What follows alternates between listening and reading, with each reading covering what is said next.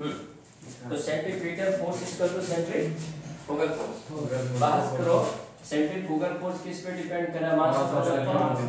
ये इलेक्ट्रॉन यहाँ पे घूम रहे तो मास बढ़ेगा? नहीं। मास घटेगा? नहीं। दो बात क्लियर हो गया? ये जो डिस्टेंस है फिर किस पे डिपेंड कर रहा है? डिस्टेंस पे। अबे आर जो घूम रहे हैं आर भी तो चेंज नहीं करेगा। अगर इसका आर चेंज करेगा तो यहाँ भी आर तो है ना, इसका भी तो आर चेंज करेगा। ठीक है, आर भी इसका चेंज है, दोनों का एक चेंज करेगा तो दोनों का चेंज कर जाएगा। तब ये सेंट्रीफ्यूगल फोर्स अल्टीमेटली किस पे डिपेंड कर रहा है? बेस स्क्वायर पे यानी वेलोसिटी पे डिपेंड कर रहा है, क्योंकि ये कांस्टेंट और ये वाला भी हमारा क्या है? कांस्टेंट। यानी सेंट्रीफ्यूगल फोर्स सिर्फ किस पे डिपेंड कर रहा है? वेलोसिटी पे। ठीक, अच्छा इलेक्ट्रोस्टैटिक फोर्स पे बात करते हैं। आपको किसी भी एटम से इलेक्ट्रॉन को निकालना है, क्या करना है? निकालना है। तो उस वक्त ना तो प्रोटॉन बढ़ा रहा है ना तो इलेक्ट्रॉन बढ़ा रहा है, यह दोनों आपस में क्या है? कांस्टेंट है। ये आर इन दोनों के लिए कांस्टेंट है, यानी हर कंडीशन में इलेक्ट्रोस्टैटिक फोर्स क्या रहेगा? कांस्टेंट रहेगा, इसको चेंज नहीं कर सकते। यहाँ पे पूरा फैक्टर में सिर्फ एक ही अभी फिलहाल जो चेंज करने का चांस बनता है वो भी चेंज करने को बनता है, क्योंकि भी इसमें नहीं, आर इसमें भी, आर इनवर्सली प्रोपोर्शनल यहाँ पर भी है। ठीक है, आगे बढ़ाएं बात को। अब ये तुम समझो, एक कॉन्सेप्ट आता है कि आयोनाइजेशन एनर्जी में हमको क्या करना है? एनर्जी डालना है। जरा एनर्जी देख लो क्या कहानी करता है। एनर्जी का कॉन्सेप्ट देखो किस तरह से याद रखना, इस चीज को याद रखना चाहिए। हम इसमें कौन सा एनर्जी दिया? हीट एनर्जी, ऊष्मा ऊर्जा। ठीक है, हीट एनर्जी देने के बाद ये कॉन्सेप्ट कहता है कि क्या चीज बढ़ जाता है? जानते हो? तो कहता है किसी भी एटम के अंदर में हीट एनर्जी डायरेक्ट किस में कन्वर्ट होता है? Kinetic energy. हीट एनर्जी किस में कन्वर्ट होगा? Kinetic energy. देखो एटम के अंदर में ये तो स्टेशनरी था, ये तो दौड़ेगा नहीं, दौड़ने वाला चीज कौन होता है? इलेक्ट्रॉन होता है। तो कहता है हीट एनर्जी बढ़ गया, हीट एनर्जी बढ़ गया। आपने हीट एनर्जी दिया तो इसका बढ़ गया ना। पहले नेचर में जितना एनर्जी हाई तो हाई है, ठीक है, आपने उसमें क्या दिया? Heat energy. अब उसका एनर्जी क्या और भी बढ़ गया, तो फिर इसका कौन सा एनर्जी बढ़ गया? Kinetic energy. इसका काइनेटिक एनर्जी क्या कर गया? बढ़ गया। ठीक है, काइनेटिक एनर्जी बराबर के पता है क्या होता है? Half mv square. अब देखो मास तो इलेक्ट्रॉन का क्या था? सेम था। तो काइनेटिक एनर्जी बढ़ेगा तो अल्टीमेटली क्या बढ़ेगा? v बढ़ेगा, वेलोसिटी बढ़ेगा। v क्या हो जाएगा? आपका इंक्रीज करेगा। ठीक है, अब तुम देखो जब तुमने हीट एनर्जी दिया तो वेलोसिटी बढ़ गया। ये वेलोसिटी बढ़ गया, वेलोसिटी बढ़ेगा तो अल्टीमेटली क्या बढ़ेगा? सेंट्रीफ्यूगल फोर्स बढ़ेगा कि नहीं बढ़ेगा? यह वाला जो सेंट्रीपिटल फोर्स है ये तो Q1 Q2 बटे r स्क्वायर पे, ये तो चेंज नहीं करेगा, ये जैसा वैसे रहेगा, इसको चेंज करने की कोई जरूरत नहीं होती क्योंकि वैसा कोई फैक्टर ही नहीं है। लेकिन हीट एनर्जी बढ़ाने से काइनेटिक एनर्जी बढ़ेगा, काइनेटिक एनर्जी बढ़ने से वेलोसिटी बढ़ेगा, और वेलोसिटी बढ़ने पे क्या बढ़ेगा? सेंट्रीफ्यूगल फोर्स बढ़ेगा। और अभी जस्ट वहां पे लिखे कि जिस तरफ का फोर्स बड़ा होगा उधर भी बॉडी क्या होगा? मोबिलाइज कर जाएगा। अगर तुम इसको हीट करते हो, क्या करते हो? हीट करते हो, तो यह एटम जो है ना डिसबैलेंस कंडीशन में आ जाता है। सेंट्रीफ्यूगल फोर्स बड़ा हो जाता है, सेंट्रीफ्यूगल फोर्स छोटा हो जाता है, तो उस कंडीशन में इलेक्ट्रॉन क्या होगा? बाहर निकलेगा। क्या मेरी बात समझे? क्या बोले? मैं फिर बोल रहा हूँ कि भाई जब आप इस एटम को हीट दिया, हीट देने पर यह एटम डिसबैलेंस कंडीशन में हो गया। कहा कि क्यों हुआ? क्योंकि इस एटम पर दो तरह का फोर्स एक साथ में काम कर रहा था। एक हमारे पास इलेक्ट्रोस्टैटिक फोर्स सेंट्रीपिटल फोर्स और एक हमारा सेंट्रीफ्यूगल फोर्स था। एक तो क्या हीट देने की वजह से डिसबैलेंस हो गया। क्यों? कि हीट एनर्जी देते हो तो काइनेटिक एनर्जी बढ़ जाता है, काइनेटिक एनर्जी बढ़ता है तो वेलोसिटी बढ़ता है, वेलोसिटी जब बढ़ जाएगा तो उसका सेंट्रीफ्यूगल फोर्स क्या होगा? बढ़ जाएगा। यानी सेंट्रीफ्यूगल फोर्स से बड़ा हो जाएगा तो इलेक्ट्रॉन किधर चला जाएगा? बाहर की तरफ चला जाएगा। तो हु इज द रिस्पांसिबल? तो आप कहोगे यहाँ पर यह हीट एनर्जी ही रिस्पांसिबल है इलेक्ट्रॉन को उसके आउटरमोस्ट से निकालने में। यही एनर्जी को हम लोग क्या बोल देते हैं? आयोनाइजेशन पोटेंशियल बोल देते हैं। ये टर्म समझा? इट इज डिफाइंड एज, ये परिभाषित किया जाता है कि वह छोटा से छोटा ऊर्जा जिसकी वजह से, वो कम से कम ऊर्जा जिसकी वजह से किसी भी एटम के बाहरी कक्षा से एक इलेक्ट्रॉन को निकाला जा सकता है, उस ऊर्जा को हम लोग क्या बोलते हैं? आयोनाइजेशन पोटेंशियल बोलते हैं। क्या ठीक है? ये कॉन्सेप्ट समझ में आया कि फिर एक बार रिकॉल करो? नहीं सर। हो गया? हो गया। अच्छा, ये आयोनाइजेशन पोटेंशियल किस में होगा? मेटल में होगा, नॉन मेटल में होगा? इलेक्ट्रॉन कौन निकालता है? मेटल निकालता है। इसलिए आयोनाइजेशन पोटेंशियल किस में होगा? मेटल में। तो मैं यहाँ पर एक पॉइंट लिख दूं, इट हैपेंस इन मेटल। ये किस में होता है? मेटल में होता है। It happens in metal. Metal के अंदर में होता है। क्या ठीक है? Yes sir. एक बार और रिकॉल करो।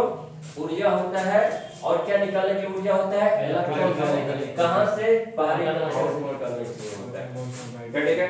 जल्दी स्क्रीनशॉट लो इसका।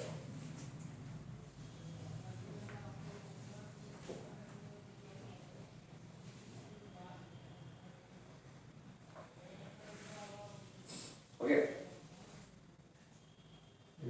चलिए हो गया। क्लियर करो। यस। लेकिन हम लोगों को आयोनाइजेशन पोटेंशियल नहीं पढ़ना था, हम लोगों को क्या पढ़ना था? पीरियोडिक टेबल पे पढ़ना था। समझिए निकाल लो।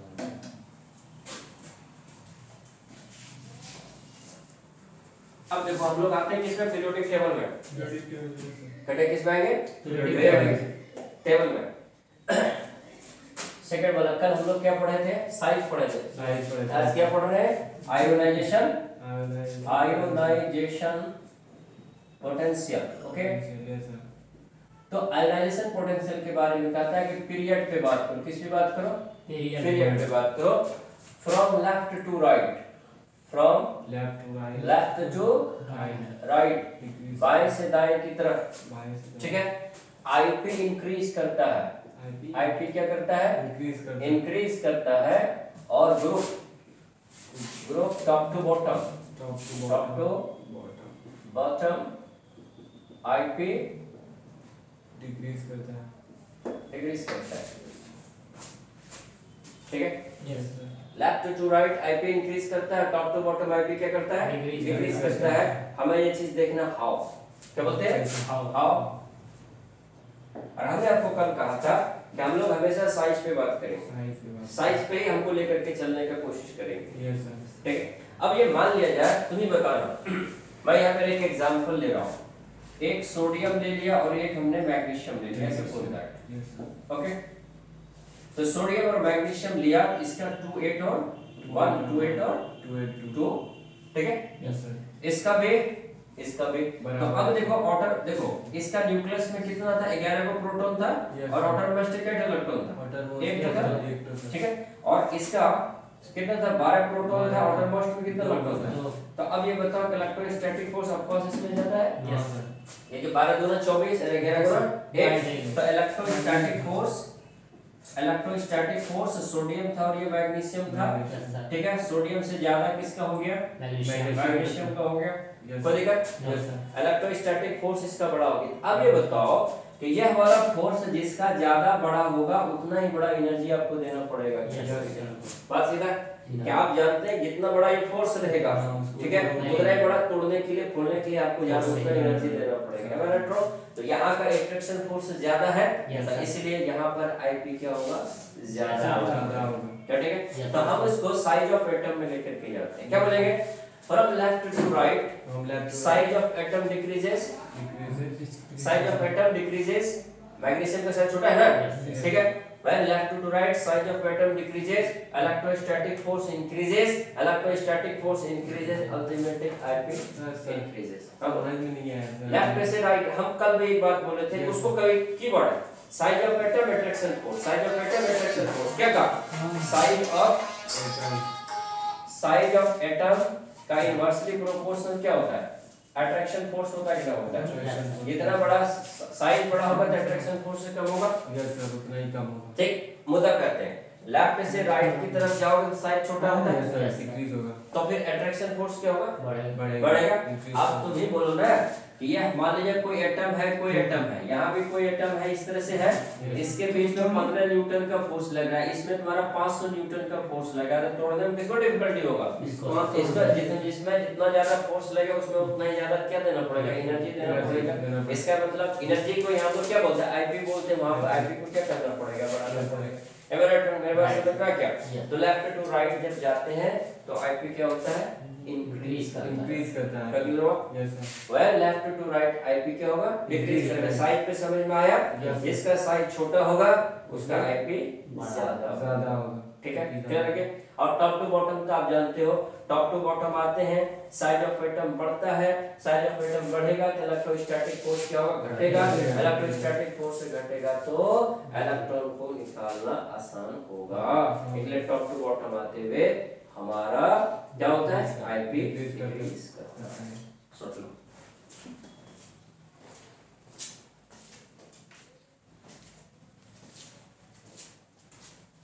ओके,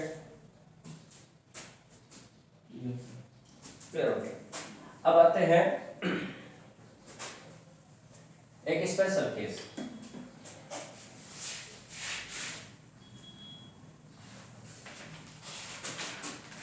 स्पेशल केस, ठीक है, समझिएगा। सोडियम दिए हैं और मैग्नीशियम दिए हैं, ठीक है। सोडियम कितना इलेक्ट्रॉन लूज करता है? कितना लूज करेगा? ये सर एक करेगा। और मैग्नीशियम कितना करेगा? दो करेगा। क्या मेरा कॉन्सेप्ट क्या करता है? एक ही बार में दोनों इलेक्ट्रॉन को लूज करता है कि बारी बारी से करता है? एक ही बार केमिस्ट्री का कॉन्सेप्ट है बारी कि बारी एटम कभी भी एक ही बार में नहीं एक से ज्यादा इलेक्ट्रॉन नहीं छोड़ेगा। नहीं। पहले एक बार छोड़ेगा, फिर उसके बाद दूसरा, फिर तीसरी तीसरा। बार ऐसे। मेरे बात समझ में आया? Yes. तो अगर मैं स्पेशल केस लेता हूँ मैग्नीशियम का, मैग्नीशियम में देखिए मैं लिखता हूँ मैग्नीशियम में आपने क्या किया? आईपी दिया, आईपी समझे? Yes sir. Energy, yes sir. ठीक है। एक इलेक्ट्रॉन निकलेगा। Yes sir. जब कभी कोई एटम एक इलेक्ट्रॉन निकालता है तो उसमें कितना चार्ज आता है? एक छोड़ेगा तो एक प्लस, ठीक है। ये पहला वाला आईपी हो गया, एक आईपी पहला आईपी हो गया। Yes sir. फिर कहते हैं कि एमजी तो अभी क्या इलेक्ट्रॉन एक्चुअली में छोड़ता है? दो दो छोड़ता है। दो। उसमें एक और आईपी तब देना पड़ा होगा। Yes sir. ये आईपी 2 तब फिर क्या बना होगा? Mg प्लस Mg+2 या Mg2 प्लस होगा। Yes sir. Am I right? Yes तो अब यहाँ पे सवाल पूछ देगा, और जब अगर तुम एल्युमिनियम की बात करोगे, एल्युमिनियम का 2 और क्या होता है? 3 होता है। तो इसमें क्या आईपी होगा? 3 आईपी होगा। तो अब पूछेगा ना कौन सा आईपी बड़ा होगा? आईपी फर्स्ट बड़ा होगा, आईपी सेकंड बड़ा होगा? मेरा समझे? ये डिस्कशन करना आपके लिए जरूरी है। देखिए आईपी का फिर वहीं पे बात करेंगे हम, साइज हमेशा लेके चलेंगे, साइज हमेशा लेके चलेंगे। अगर साइज घटता है, साइज अगर घटता है, अट्रैक्शन फोर्स क्या हो जाएगा? बढ़ जाएगा। तो आईपी क्या होगा? बढ़ जाएगा। ये बात याद रहेगा। देखिए जरा स्टार्ट करता हूं। हम ये पूछते हैं कि सोडियम या सोडियम प्लस किसका साइज बड़ा है? पहले वहां पे पहले हम लोग ऊपर डिस्कशन कर लेते हैं, ठीक? सोडियम 2 8 और 1। इसने एक इलेक्ट्रॉन को लूज किया तो 2 8 हो गया, 2 8 ठीक है। इसमें कितने सेल हो गया? 3 से। उसमें कितने सेल? 2। तो इसका मतलब साइज इसका क्या हो गया? बड़ा हो गया, ठीक है। यहाँ क्या समझे कि कैटायन या पॉजिटिव चार्ज एटम के पॉजिटिव चार्ज ऑफ एटम उसका साइज क्या होगा? छोटा होगा। तुम साफ देख लो, ये पॉजिटिव चार्ज नहीं, अभी पॉजिटिव बात है, जिसका पॉजिटिव चार्ज होगा वो पैरेंट एटम से क्या होगा? बड़ा। ठीक है। तो क्या लिखेंगे? Size of positive charge atom, positive charge atom is less than the parent atom। जिस चीज से वो बना है उससे साइज क्या होगा? छोटा होगा, ठीक है। तो हम जरा Mg+ पे बहस कर लेते हैं। देखिए Mg था, Mg कितना था? 2 8 और 1 2, ठीक है। इसने एक इलेक्ट्रॉन को छोड़ दिया तो क्या बन गया? Mg+, ठीक है। 2 8 और एक इलेक्ट्रॉन छोड़ा है ना, ठीक है। यहाँ का न्यूक्लियस में कितना? 12 प्रोटॉन, 2 3 सेल चला गया, ठीक है। यहाँ पर भी 3 सेल, अभी फिलहाल क्या होगा? यहाँ पे 3 सेल है, ऐसा नहीं कि 3 से ज्यादा हो गया, कम हो गया। 1 2 3, ओके। तो यहाँ पर कितना है? 1 2 3 4 5 6 7। अब तुम समझो बात को, ये 12 प्रोटॉन था और यहाँ पे कितना इलेक्ट्रॉन था? 2 था, ठीक है। एक इलेक्ट्रॉन छूट गया, एक इलेक्ट्रॉन क्या हो गया? छूट गया। तो ये इलेक्ट्रॉन जितना अट्रैक्शन फोर्स पहले लग रहा था, वो इलेक्ट्रिक लाइन फोर्स यहाँ से जाता था। देखो यहाँ पे स्क्रीनिंग इफेक्ट 2 और 8 है, यहाँ पे स्क्रीनिंग इफेक्ट 2 8 है। जितना इलेक्ट्रिक लाइन फोर्स इस 2 8 में जाएगा उतना इलेक्ट्रिक लाइन फोर्स इस 2 8 में जाएगा। यहाँ पर तो चेंज नहीं करेगा, लेकिन अब चेंज करेगा। यहाँ पे पहले 12 प्रोटॉन कितना इलेक्ट्रॉन को इलेक्ट्रिक लाइन फोर्स दे रहा था? 2 इलेक्ट्रॉन को दे रहा था, लेकिन जब एक इलेक्ट्रॉन को छूट गया, निकल गया, अब ये 12 प्रोटॉन जो बचता है इलेक्ट्रिक लाइन फोर्स किसको ज्यादा देगा? एक इलेक्ट्रॉन को देगा। पहले वो इलेक्ट्रिक लाइन फोर्स 2 में डिस्ट्रीब्यूट हो रहा था, अभी वही इलेक्ट्रिक लाइन फोर्स कितना में डिस्ट्रीब्यूट हो रहा है? 1 में हो रहा है, तो अट्रैक्शन फोर्स बढ़ेगा कि नहीं बढ़ेगा? तो ये तुम्हें साफ साफ बोलो कि अगर एक प्लस है और एक माइनस है, कहता है कि 2 इलेक्ट्रिक लाइन फोर्स होगा, ठीक है, लेकिन कहता है एक इलेक्ट्रॉन और एक इलेक्ट्रॉन मतलब 50 इलेक्ट्रिक लाइन फोर्स होगा, तो ये 50 लाइन इसको पकड़ा है ना यार, या एक से 2 से ज्यादा लाइन पकड़ा है, इसका अट्रैक्शन फोर्स क्या होगा? ज्यादा, और इसका अट्रैक्शन फोर्स क्या होगा? कम होगा। तो अट्रैक्शन फोर्स इसका क्या हो जाएगा? ज्यादा होगा कि नहीं होगा? तो हम ये कहेंगे साइज तो हालांकि कैटायन का छोटा होता है, लेकिन अट्रैक्शन फोर्स फिर क्या हो जाएगा? बड़ा होगा कि नहीं बड़ा होगा? और अट्रैक्शन फोर्स अगर बड़ा होगा तो आई के लिए यहाँ पे क्या देना पड़ेगा? बड़ा देना पड़ेगा कि नहीं पड़ेगा? कैसे? Mg से तूने क्या बनाया? Mg प्लस, ठीक है, इसमें तूने क्या दिया? Ip1 दिया, ठीक है। अब Mg प्लस से तुमको क्या मिटा दिया? Mg प्लस से क्या करना है? Mg कितना करना है? Mg2 प्लस तो इलेक्ट्रॉन छोड़ेगा, तो फिर यहाँ क्या देना पड़ेगा? Ip2 देना पड़ेगा। तो हम क्या कहेंगे? Ip2 क्या होगा? बड़ा होगा। फिर से Ip1 से बड़ा होगा। ये समझे फिर बात करेंगे। हाँ सर, समझ गया। अब ये तुम बोले कि अगर ये देखो Mg था, हाँ सर, ठीक है, Mg प्लस था, Mg प्लस का कितना बोले? 12 प्रोटॉन, 1 2 3, यहाँ पे आउटर मोस्ट में 1 इलेक्ट्रॉन, यहाँ पे आउटर मोस्ट में 2 इलेक्ट्रॉन। वहां जब Mg2 प्लस जाएंगे तो यहाँ पर कितना लगेगा? Mg2 प्लस में 2 और 8 इलेक्ट्रॉन तो छोड़ दिया ना। अब इसमें क्या शेल हो गया? 1 और 2 ही शेल हो गया। वैसे भी साइज में क्या हो गया? छोटा, साइज छोटा हो जाएगा, तो फिर अट्रैक्शन फोर्स क्या हो जाएगा? बड़ा हो जाएगा, बड़ा हो जाएगा, अट्रैक्शन फोर्स बड़ा हो जाएगा, साइज भी क्या हो जाएगा? बड़ा होगा कि नहीं होगा? तो अल्टीमेटली हम क्या कहेंगे? Ip2 बड़ा होगा किसे? Ip1 से होगा। अगर उसी तरह से हमारा एल्युमिनियम पे बात कर जाए, एल्युमिनियम का 2 8 और 3 है, तो एल्युमिनियम से क्या बना?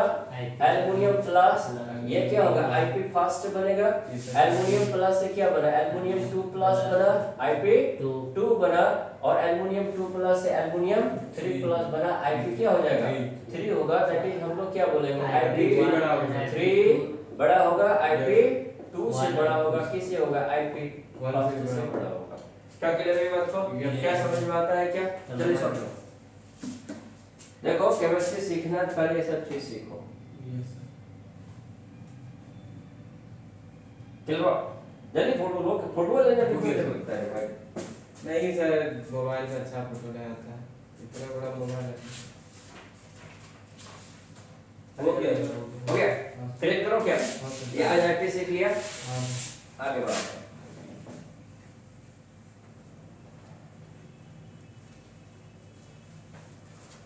एक टर्म आता है जिसको बोलते हैं इलेक्ट्रॉन एफिनिटी। क्या बोलते हैं? Electron affinity. जैसे हमारा जो बॉन्डिंग बनता है मेटल प्लस मेटल और किसके बीच में होता है? नॉन मेटल के बीच में होता है। एम आई राइट? ठीक है। आप ये कहते हैं कि सोडियम एक इलेक्ट्रॉन को लूज करेगा, क्लोरीन एक इलेक्ट्रॉन को क्या करेगा? गेन करेगा। ठीक है। यह जो इलेक्ट्रॉन जो निकलेगा कहां से निकलेगा? आउटर मोस्ट ऑर्बिट से। Yes sir. और आप जानते हैं कि एटम हमेशा कैसा रहता है? न्यूट्रल कंडीशन में रहता है, हमेशा ये न्यूट्रल कंडीशन में रहता है। सोडियम एक इलेक्ट्रॉन देगा और क्लोरीन एक इलेक्ट्रॉन को गेन करेगा। जरा इस पे भी कुछ बहस करना बाकी है। 2 8 और 1, 2 8 और 7, ठीक है। यहाँ पे दोनों की स्क्रीनिंग इफेक्ट क्या है? सेम है। ठीक, मैं लिखता हूँ 1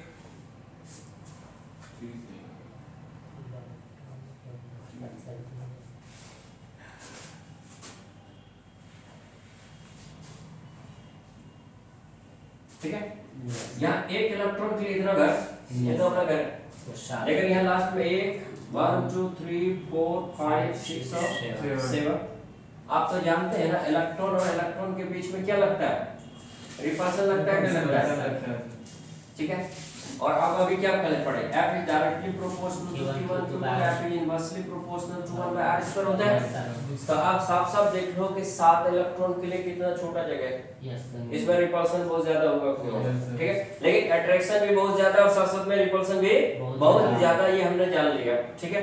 लेकिन जब ये इलेक्ट्रॉन, इधर का इलेक्ट्रॉन, सोडियम का इलेक्ट्रॉन इसमें ट्रांसफर कर दिया, कॉन्सेप्ट जो कर रही है, ठीक है। अब ये यहाँ पे 7 इलेक्ट्रॉन के कंडीशन में वो एटम न्यूट्रल था, ठीक है, लेकिन तुमने कितना 1 इलेक्ट्रॉन को और उसमें डाल दिया, तो यह जो जगह है, अब इसमें ये जो जगह तो पहले 7 था, अब इसी जगह 1 2 3 4 5 6 7 और 8 हो गया। ये छोटा सा जगह में 8 इलेक्ट्रॉन आया कि नहीं आया? 8 इलेक्ट्रॉन आया, तो उसके बाद रिपल्सन बढ़ेगा कि नहीं बढ़ेगा? और बढ़ जाएगा, ठीक है। रिपल्सन बढ़ेगा तो मिनिमाइज कैसे करेंगे? अट्रैक्शन जहां पे है ये हमको रिपल्सन का फोर्स क्या हो गया? बड़ा हो गया। रिपल्सन का फोर्स बड़ा होगा तो साइज भी क्या हो जाएगा? थोड़ा सा बड़ा हो जाएगा, ये ठीक है, साइज तो बड़ा हो जाएगा, वो दूसरा मुद्दा पे देखेंगे। लेकिन अब उस कंडीशन में क्या करेंगे? एटम मेरा किस कंडीशन चला? डिसबैलेंस कंडीशन में चला गया, ठीक है। रिपल्सन बढ़ गया, अट्रैक्शन मेरा क्या हो गया? घट गया। यानी पहले इनिशियल में जब 7 इलेक्ट्रॉन इसका आउटरमोस्ट में था, यहाँ जितना अट्रैक्शन था वहां उतना repulsion, attraction equal to repulsion force दोनों का मिनिमाइज किया हुआ था। लेकिन जब 1 इलेक्ट्रॉन को उसमें इंपोज कर दिया, वो ले लिया, तो वो छोटे से जगह में 8 इलेक्ट्रॉन हो गया, रिपल्सन फोर्स और कॉस क्या हो जाएगा? बढ़ जाएगा। तो रिपल्सन फोर्स को मिनिमाइज कैसे करेंगे? इसका कॉन्सेप्ट सीखना है। रिपल्सन फोर्स को मिनिमाइज कैसे करेंगे? देखो कैसे मिनिमाइज करता है। एक घर का एग्जांपल देता हूं। मान लीजिए किसी ने बैल खरीदा है, बड़ा बदमाश बैल है, ठीक है, उसको क्या करते हो? नहीं, मार के तो सुधार, जानवर को मारने का नहीं है, ठीक है। आपको हेलमेट जो इतना मार दोगे पैर टूट जाएगा तो अलग मसला है। आप उसको सबसे पहले क्या था? नाक में नथिया लगा देते हो, रस्सी लगा देते हो, पहला वो कब्जा मार गया। दूसरा, अगर ज्यादा अगर दिगड़ करता है तो उसको खाने के लिए छोड़ देते हो, खाते खिलाते नहीं। जैसे चिड़ियाघर वगैरह में शेर को खाना कम दिया जाता है, क्या ठीक है, अगर उसको खाना दिया जाएगा तो तड़प के भाग जाएगा, उसको इतना ताकत दिया है भगवान ने, ठीक है। तो कथा किसी आदमी को कमजोर करना है, किसी भी चीज को कमजोर करना है तो उसको क्या भूखा रखा जाता है, ठीक। खाना खाते हैं, डाइजेस्ट करता है, वो एनर्जी हमारे बॉडी में क्या होता है? स्टोर करता है, पूरा बॉडी का वर्क डन होते रहता है। जब खाना ही नहीं दिया, लेकिन मेरा पूरा बॉडी का हर चीज वर्क डन कर रहा है कि नहीं कर रहा है? दिल चल रहा है, दिमाग चल रहा है, बॉडी चल रहा है, आगे पीछे हो रहा है, तो उस वक्त क्या होगा? एनर्जी क्या होना शुरू करेगा? लॉस करना स्टार्ट कर जाएगा, क्योंकि मेरे बॉडी में एनर्जी की क्या है? कमी है, मैंने खाना नहीं खाया, एनर्जी कमी है, और फिर भी मैं काम कर रहा हूँ। अल्टीमेटली हम क्या हो जाएंगे? कमजोर हो जाएंगे। और जब कमजोर हो जाएंगे, वीक हो जाएंगे, तो वीक कमजोर होने की वजह से क्या चीज का टेंडेंसी कम होता है? वो रिपल्सिव टेंडेंसी कम होता है। वही बैल जो कल तक उसके सामने खड़ा नहीं होता था, लेकिन उसका अगर एनर्जी कम कर दो, तो भूखा रखना स्टार्ट कर दोगे, तो आपके सामने पे जाओगे तो मुट्ठी हिला नहीं सकेगा, वो इतना कमजोर हो जाएगा। यानी साफ करता है कि किसी भी चीज का रिपल्सिव टेंडेंसी को खत्म करना है, ठीक है। If you want to minimise the repulsive tendency of an atom, then you will have to dissipate to the some amount of energy. अगर इसका कुछ एनर्जी को बाहर निकाल दिया जाए, तो फिर इसमें रिपल्सिव टेंडेंसी क्या हो जाएगा? कम हो जाएगा। अभी जब एनर्जी के बारे में हमने बात किया था, क्या किया था कि हीट एनर्जी दोगे, क्या बढ़ जाएगा? काइनेटिक एनर्जी दे दिया जाएगा, और उसके बाद क्या चीज इंक्रीज कर जाएगा? वेलोसिटी इंक्रीज कर जाएगा। जब तुम हीट एनर्जी निकाल दोगे तो काइनेटिक एनर्जी कम हो जाएगा, वेलोसिटी क्या होगा? कम हो जाएगा, यानी रिपल्सिव टेंडेंसी क्या हो जाएगा? कम हो जाएगा। मेरे बात समझ में आया क्या? तो वही कहता है किसी भी एटम से इलेक्ट्रॉन एनर्जी को निकालने की टेंडेंसी को हम लोग क्या बोलते हैं? इलेक्ट्रॉन एफिनिटी बोलते हैं। क्या बोलते हैं? Electron affinity. We are going to discuss it. लिखा जाए electron affinity, electron affinity, electron affinity. ये सब टर्म आपको आगे समझने में काम देगा, ठीक है। समझ में आता है? बोलो। यस, आता है सर। क्या होगा? इट इज डिफाइंड एज, इसके पास बुक दिया उसे दे ना, उसमें हिंदी में दिया होगा उसका। It is defined as the, definition अच्छा से देखना, minimum amount of energy, minimum amount of energy required to remove किया जाता है, कहां से? From an atom. अभी तुरंत बोले ना एटम, यस, ठीक है। वो एनर्जी को रिक्वायर्ड कर निकालेंगे किस एटम से? किसके लिए? To minimise the repulsion force. किसके बीच में? Between electrons. कब? when atom accept an electron। का कहा अच्छा ये किस में होगा? इट हैपेंस इन, जो गेन करता है उसी में होता है, Yes, sir. इन या वैसा मेटल का होगा। Non metal. ये कहा कि मान लीजिए तुम फ्लोरीन की बात करोगे, दो और सब, Yes, ठीक है, तो ये एटम अभी किस में है? Neutral. न्यूट्रल में। Yes, sir. जितना नंबर ऑफ इलेक्ट्रॉन होता है number of Neutral. Proton. Neutral. इसमें कितना कितना है? 9 इलेक्ट्रॉन है Yes. और 9 क्या है? प्रोटॉन है। प्रोटॉन। इनिशियल में नेचर में कोई एटम क्या न्यूट्रल होता है, तो 9 प्रोटॉन और 9 इलेक्ट्रॉन, ठीक है। तो ये कहा कि न्यूक्लियस में क्या चला गया? नॉट अ प्रोटॉन, और इसके चारों तरफ कितना था? 2 2 और 7 था, 1 2 3 4 5 6 और 7, ठीक। Yes sir. इसको क्या करता है? न्यूट्रल है। एक तो डिफिनेशन नंबर ऑफ इलेक्ट्रॉन्स को नंबर ऑफ प्रोटॉन बोल रहे हैं। एक और बोलता हूं कि amount of attraction force is equal to magnitude of attraction force is equal to magnitude of repulsion force. जितना इसमें अट्रैक्शन फोर्स है उतना इसमें क्या हो रहा है? रिपल्सन हो रहा है। इलेक्ट्रॉन इलेक्ट्रॉन के बीच में रिपल्सन, प्रोटॉन प्रोटॉन के बीच में रिपल्सन, लेकिन प्रोटॉन इलेक्ट्रॉन के बीच में अट्रैक्शन होता है, ठीक है। ये न्यूट्रल कंडीशन हो गया। जितना इलेक्ट्रॉन में रिपल्सन उतना ही प्रोटॉन के रिपल्सन और उतना ही प्रोटॉन इलेक्ट्रॉन के रिपल्सन अट्रैक्शन के बराबर होता है, ठीक। ये न्यूट्रल कंडीशन में आ गया। अब तुम बाहर से तुम क्या करो? एक इलेक्ट्रॉन को इसमें क्या कर दिया? इंपोजिंग कर दिया, डाल दिया। तो जब एक इलेक्ट्रॉन को डालोगे तो अब प्लेस क्या होगा? कम हो जाएगा, छोटा हो जाएगा। Yes. जहां दूर दूर पे था अब नजदीक नजदीक पे हो जाएगा, ठीक है। तो उसमें कौन सा टेंडेंसी आ जाएगा? Repulsive tendency. अब रिपल्सन फोर्स इसका क्या हो गया? बढ़ ज्यादा गया। हो गया। तो इसी रिपल्सन फोर्स को मिनिमाइज करने के लिए हम क्या कर देते हैं? उसे एनर्जी को निकाल देते हैं, एक्सोथर्मिक कर देते हैं, बाहर की तरफ निकाल देते हैं, जिसकी वजह से रिपल्सन का मिनिमाइजेशन हो जाता है। वही एक्सोथर्मिक एनर्जी को हम क्या बोलते हैं? Electron affinity. कटेगा? क्लियर है बात को? Yes, sir. चलो प्रोटोकॉल और देखें। और भी आज के लिए हो गया सर।